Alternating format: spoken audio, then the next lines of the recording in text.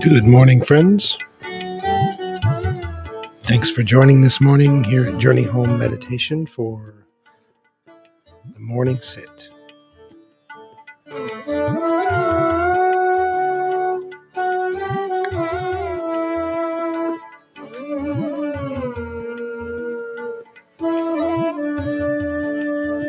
Happy Valentine's Day. It's good to be here, sharing and celebrating this day of love.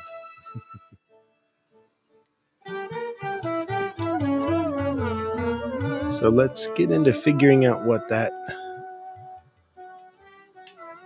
might mean. Now, this is not going to be a history of Valentine's Day podcast.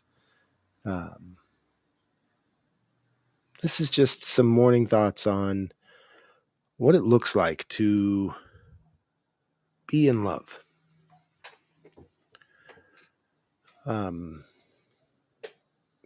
Gosh, there is so much culturally speaking that is different for different people from different cultures on what different kinds of love look like, right? So we have this kind of nebulous ideas of what we think are very firm boundaries around the concepts of love. I don't know if, of course you remember. I'm not going to pretend you don't. Remember what it was like when we were kids, when you like someone or you like someone.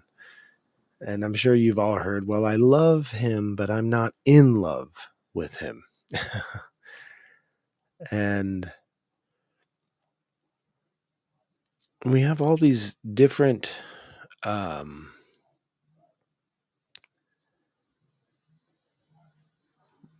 ways that we ascribe love that is acceptable and ways that is not. You know, it's perfectly acceptable to say, I love pizza. And it's perfectly acceptable to say, I love my mother.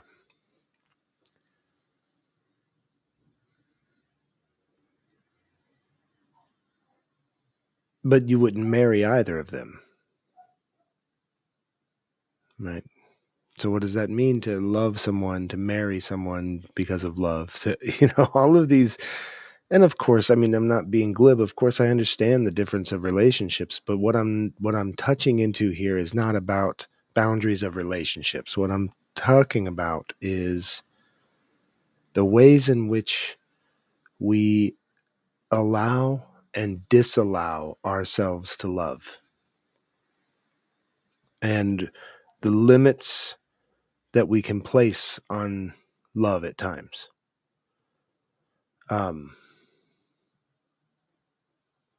To fall out of love. What does that mean? What does that mean to fall out of love? So romantic love is this whole different sphere of emotions and experiences and feelings and attachments and resentments and rejections and acceptances and, all of these things that come that seem to not come with other types of love. They seem that way because we put so much emphasis on the importance of falling in love, finding your special person. And I'm not sure where this concept came from. I'm not sure, which cultural colonization took place that moved through multiple cultures in the world, most of the cultures in the world, to create this notion that you are an incomplete person if you don't have your romantic partner. Right? If you're not in love, and there's nothing like being in love, how many millions upon millions of pages of writings have been dedicated to this most intense of human experiences? And what are we missing in doing that? I think about this often when you're younger, especially, but I think it happens across all ages. There's that thing that sometimes happens where two people start to date, they start to fall in love with one another, and slowly they start to be absent from the friend group, from the social groups, right? They start to withdraw and just be a couple. And then something would happen. The relationship would come to an end, and the people would be completely shattered, completely heartbroken, and they would and any of us, we get this sense that there is no more love in the world. It just can't happen. We've had our hearts broken. We've had all of our dreams crushed. All of these things, right?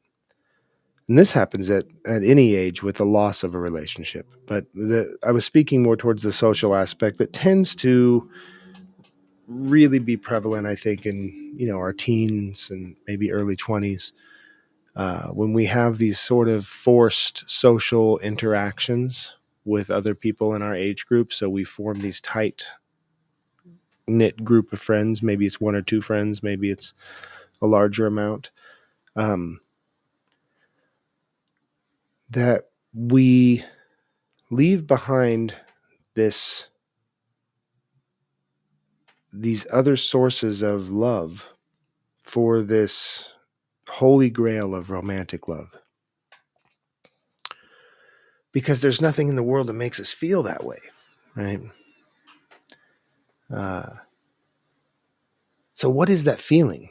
What is it that we're chasing that would make us abandon all of these other sources of love? Like if you could transcribe that over into things like water. We have all these sources of wonderful water. We are sustained, we are uplifted, we are energized, we are healthy, but there's this one source of water that's worth leaving all of them behind. And then when that access to that goes away, we act as if there will never be water again in the world. And I think one of the biggest mistakes that I've experienced from this cultural driving of the utmost importance placed upon romantic love is that it has this assumption embedded that the love that you feel is coming from someplace else.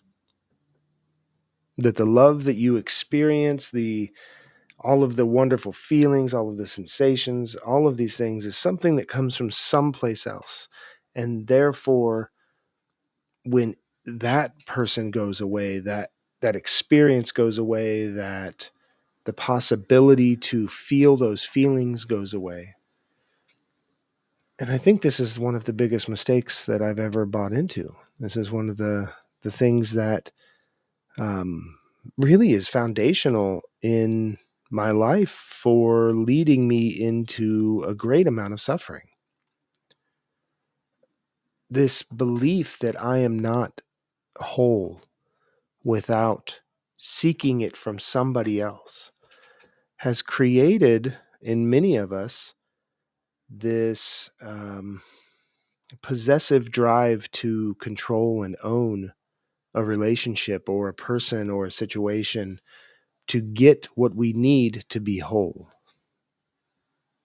And it's led to manipulations. It's led to an entire culture of people who have, multiple secret relationships, secret love, places that they go outside of their committed relationship into other ways to try to fill that void that's not quite being filled by the other person, because we still have this incessant voice in our heads telling us that, well, you're not quite whole yet.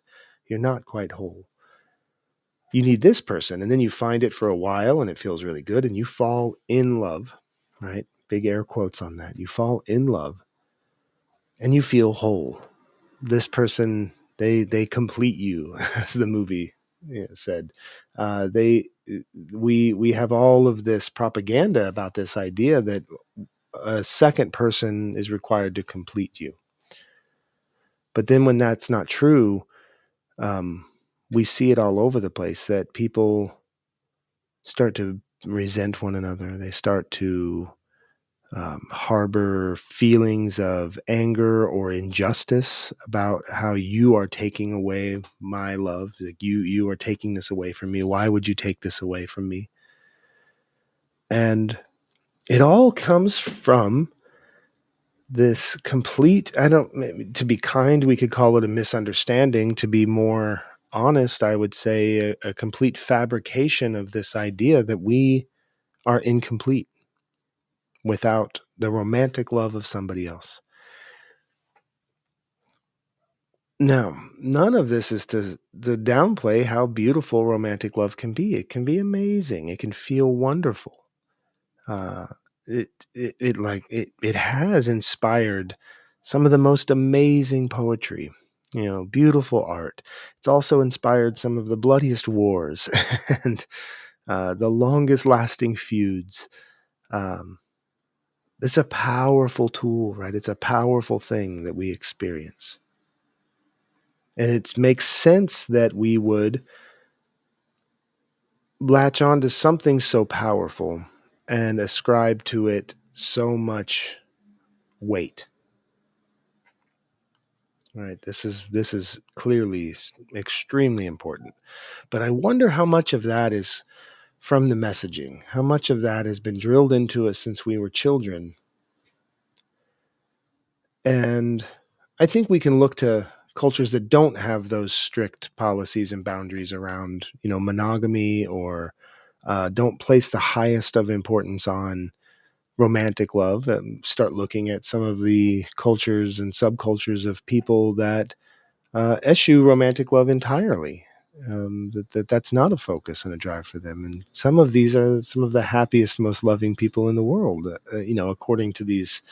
I don't know how they have a rubric for that study, who's the happiest people in the world, but um, it's clear to me now at this point in my life that the gift of romantic love is not that the other person contains the part of you that completes you. The gift of it is we are vulnerable enough with ourselves to allow ourselves to be mirrors for one another in a way that we can open up and see how beautiful it is inside of ourselves. I can stand before my lover, my wife, Angela. I can stand before her, and there's moments where I can allow myself to really experience the deep love that is within me.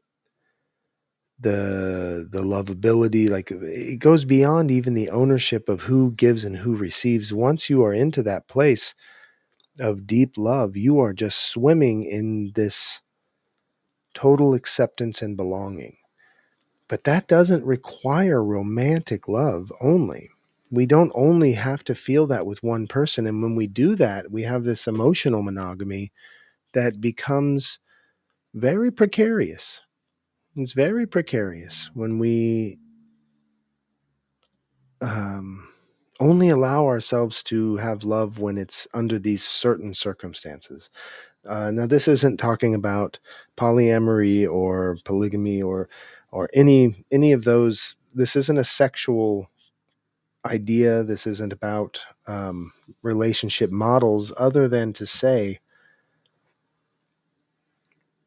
if we want to overcome this sense of lacking self, that the culture that praises romantic love above all love, then moving into our understanding that when I am in love, it is within me. And it is myself that is allowing the experience of this deep love. And sharing that with another person is wonderful. It's beautiful. I mean, we can share that deep love with so many people. We can have that sense of being in love with the world. And we can be in love with our lives and exude this and allow this to inform our actions instead of restrict them, right? Now, whatever that can look like for you it's going to be different for each of us, because each of us have this ability to open to love in different ways inside of ourselves. But I'm curious, on this Valentine's Day, this day that celebrates romantic love, how many people today feel less than because of an internalized belief that you are incomplete without another? And what would your life, what would your relationship, what would your world look like if you were to move forward knowing you are a complete expression of love in and of yourself? You are a complete expression of love. How would that transform your world? How would that transform your partnerships, right? Your relationships, your romantic relationships? How could that move forward in a way that eliminates feelings of resentment or feelings of um, not being good enough for your partner, or feelings of um, not receiving what you need?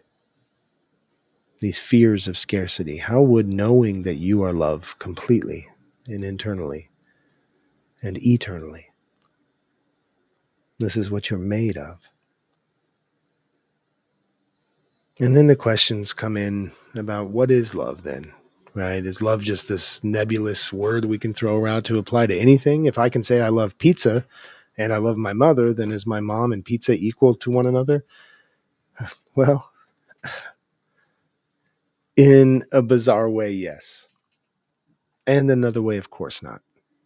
Right? There's multiple truths there. In the way that you can love everything just by being love, by tapping into that part of yourself that is present with adoration. You can adore the world and not get stuck in it. See, love isn't about being stuck. You don't get stuck there.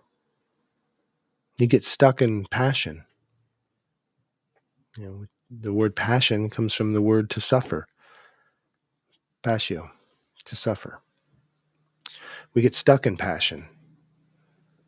We get stuck and addicted to that chase and that feeling of absolute devotion to this person or this thing.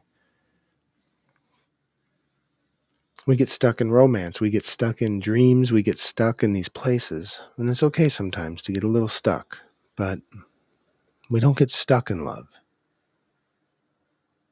We don't get stuck there, because when we really tap into it, what it is to love, we settle. We become calm. We find a bit of stillness. You've been in the room with someone who loves, really loves. You've seen it. You've felt it. At some point in your life, you may not remember it. You may have to go through a lot of sloughing off of baggage and weight that we carry, but we know what it is when we're in a room with love. We know it. We don't have to be told, and we'll never be convinced it's not real once you experience it. And you don't get stuck there. You start to become there.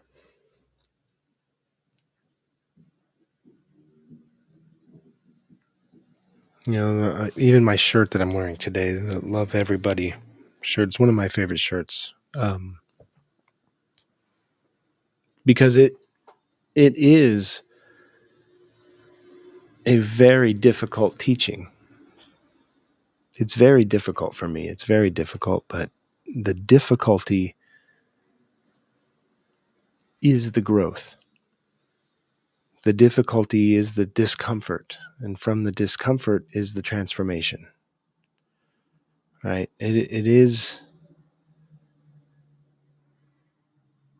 uncomfortable to think that I can love everybody and that everybody can love me. That's even more difficult to think, because it gets really difficult when somebody starts expressing things to you or about you that feel like the opposite of love, right? When somebody really doesn't like you, or somebody rejects you, or somebody offhandedly hates you for who they think you are, for who they see you to be, it can be difficult to remember everybody can love you in those moments, because there are things we do to one another that would be very hard to understand from a loving perspective. Enslaving people, right? Making people be considered to be worth less than others, blocking people from their ability to live their lives unfettered, without dominance and control placed upon them, just for who they are, just for who they are born. Like, these things make it very difficult to see love in everybody. But one of the biggest things that I've learned about love in my life that has been so vital for me to begin the process of growing and expanding and healing around my traumas and around my fears and my rejections and my abandonments and all of these things. It's really simple. It's when I knew I could be loved by broken people.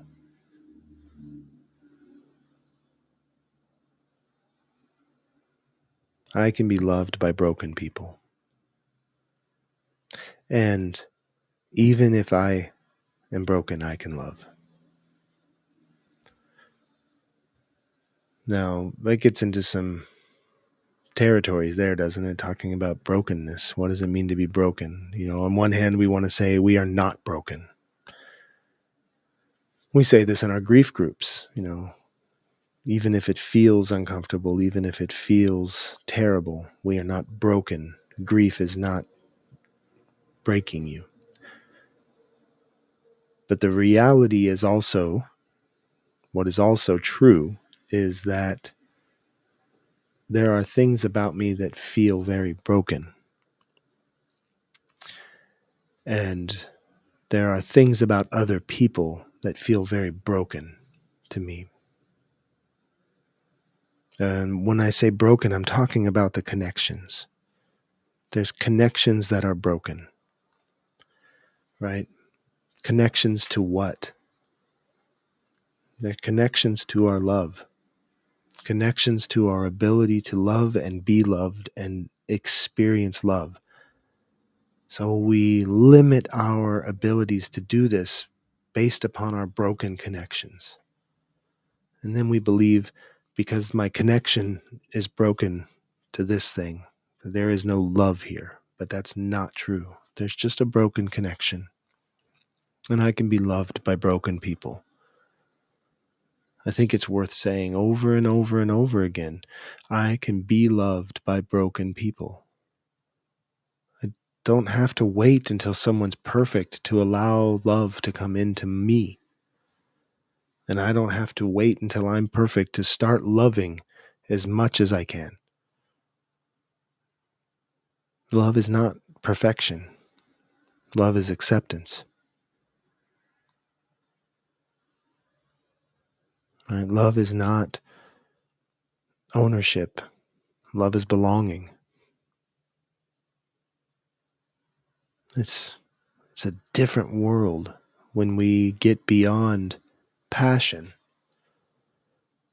and we move into mending broken connections. Things like The Trump era has made it very difficult for so many people to love one another. Really hard lines have been drawn. Relationships have shifted and changed. Parents and children no longer speaking to one another. Relationships, marriages split. COVID came and this divided entire communities. Neighbors who gardened together for 25 years all of a sudden stopped speaking to one another based upon who believes in a piece of cloth over their face and who doesn't, who finds solace in the studies of this and the studies of that. That all of a sudden became the breaking point of the connection to our love. And there's 1,000 reasons a day to break your connections. This is what our culture is built to do. Our culture is a crowbar prying us apart and breaking our connections of love because this culture demands the individualism concept. It demands that we are cowboys. It demands that we are bootstraps and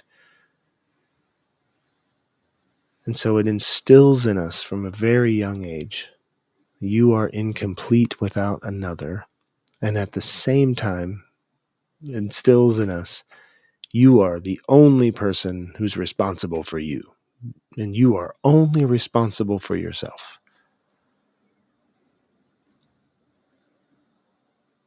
And the challenging part of love everybody, the challenging part of that teaching is that we have to understand that we're responsible for one another because there is no other. Your health and my health are the same. Your happiness and my happiness are the same. Your love and my love is the same.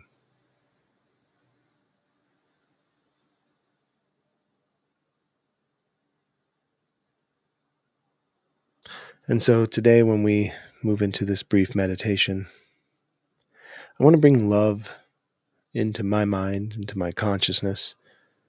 And I want to invite the experience of love into my body. And I also want to really think about the broken connections that we have and the suffering in the world. And I want to just send love to those places.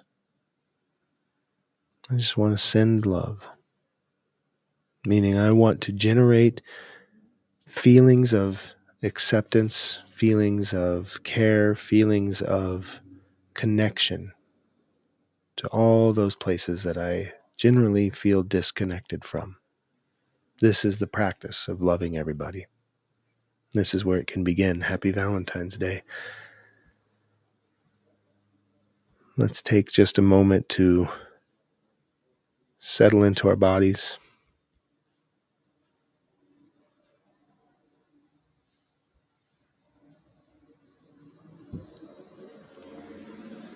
If you're seated as I am in a chair, if you can place your feet firmly to the ground,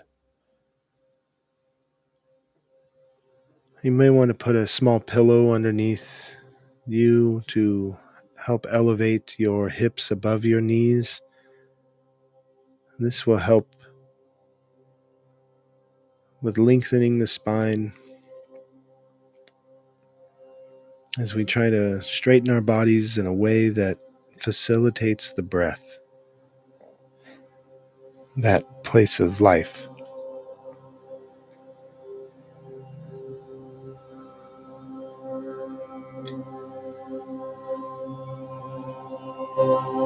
And let's find life. Gently allowing your eyes to close if you can, or just having a soft and gentle gaze. If you're driving a car, of course, keep your awareness, but move your experience of the world into your breath. Feel the breath moving into your body.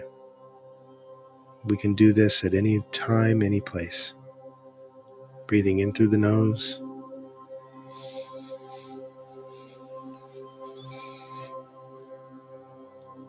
and breathing out.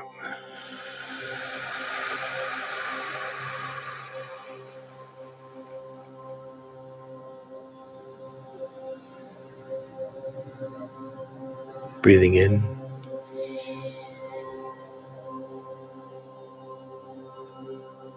and out. Feel the belly stretch as it expands with the in-breath. Really feel that in your ribs and your lower back. Just stretch that body.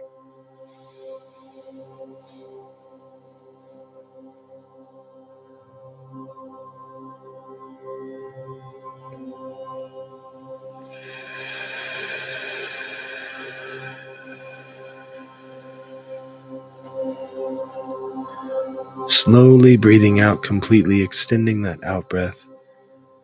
Find the space between the in-breath and the out-breath. And find that space between breathing out and breathing in. Lengthen these spaces as well. Really revel in the experience of each part of your breath.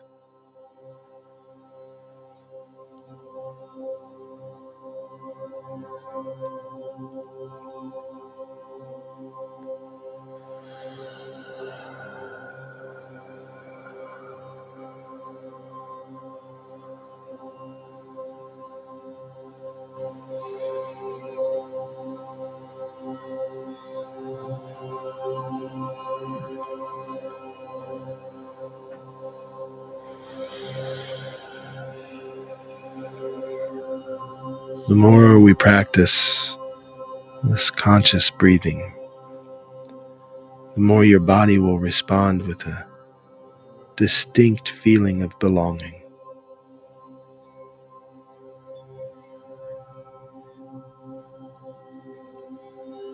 And you can feel the love begin to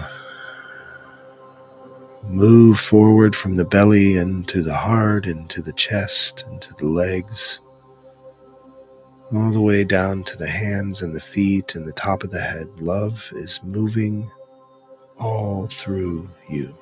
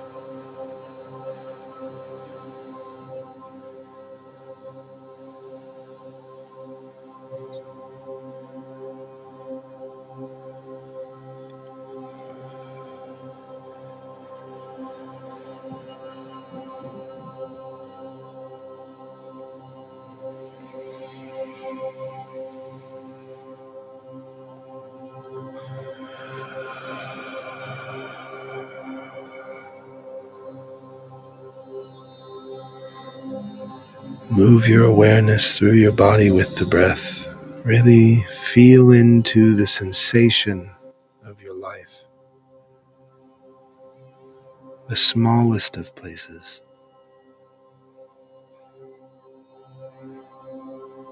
the most subtle of voices. Open yourself to them and you will fall in love.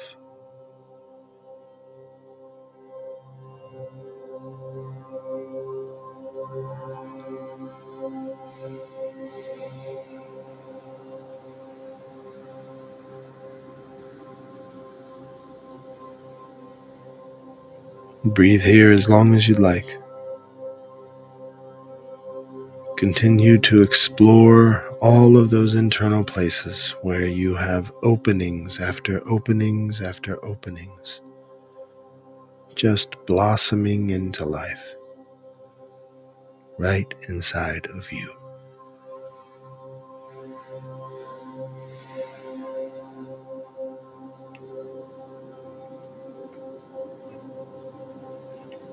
And remember that love is not just a state of being, love is also an action. So if you're having a difficult time touching into what it is to feel loved and to be loving, find an action that you can take today. Tell somebody they are important to you and why. Doesn't matter who it is, just tell them why they are important to you in this moment right now. Say thank you to somebody for something they have done, even if it wasn't for you, but you learned or you felt something move inside of you. Just say thank you. When you are getting lunch today, pick up an extra meal and hand it to somebody who needs food.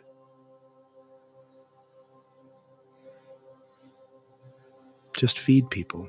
Feed people love, feed people kindness, feed people gentleness, and see what happens today. All those broken connections can start to mend. Thanks for being here at Journey Home Meditation this morning for the morning sit. I really appreciate you. Feel free to reach out, journeyhomemeditation@gmail.com. I'd love to hear from you. Happy Valentine's Day, everyone. Be love. Hari Om.